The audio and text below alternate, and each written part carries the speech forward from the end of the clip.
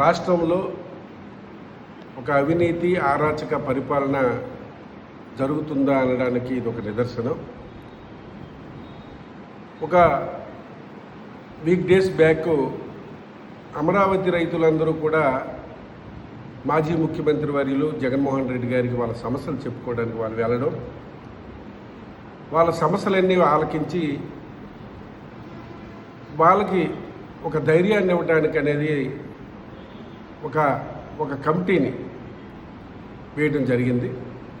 ఆ కమిటీలో మాజీ మంత్రి వర్యులు నాని గారు కానీ, అంబటి రాంబాబు గారు, అధ్యక్షుడు లేళ్ల అప్పిరెడ్డి గారు, అలాగే చాలామంది సీనియర్ నాయకులు, వైఎస్ఆర్ పార్టీ పెద్దలు అందరూ కూడా ఆ గ్రామాన్ని సందర్శించాలి అని వెళ్ళడం జరిగింది.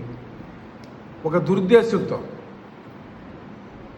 తప్పనిసరిగా వీళ్ళని అడ్డుకోవాలి, వీళ్ళని కానీ రైతుల దగ్గరికి వెళ్ళిస్తే మన తాలూకా బండారం, మనం చేస్తున్న తప్పులన్నీ బయటపడతాయి కాబట్టి వీళ్ళని అడ్డుకోవాలని ఒక దురాలోచనతో వీళ్ళందరిపైన కోడిగుడ్లతో దాడి కానీ, అలాగే రాళ్లతో దాడి కానీ, వీళ్ళనే కాకుండా పోలీసులపై కూడా దౌర్జన్యం చేసి వాళ్ళపై రాళ్ళు రువ్వి ప్రాణాలు పోయే పరిస్థితికి కూడా ఈవేళ కూటమి ప్రభుత్వం తీసుకొని వచ్చింది.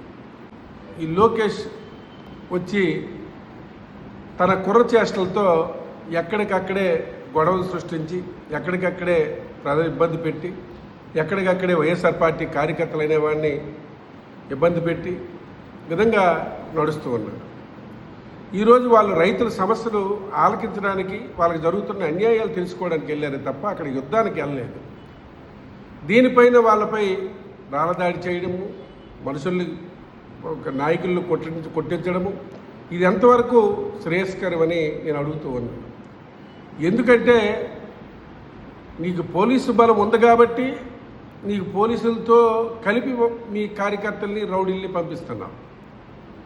అదే పోలీసులు లేకుండా నీ పార్టీ కార్యకర్తల్ని, నీ రౌడీల్ని వైఎస్ఆర్ పార్టీ కార్యకర్తల మీదకి రమ్మను.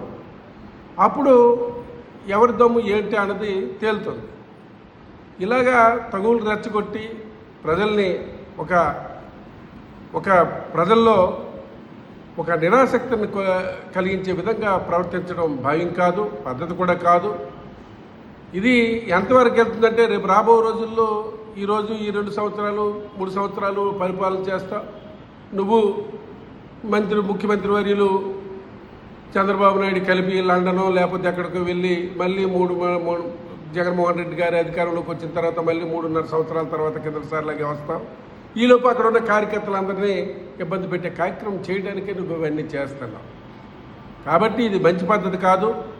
దీనికి తగిన మూల్యం చెల్లించుకోవాల్సిన పరిస్థితులు, రోజులు కూడా దగ్గరే ఉన్నాయని కూడా తెలియపరుస్తూ ఉన్నాను.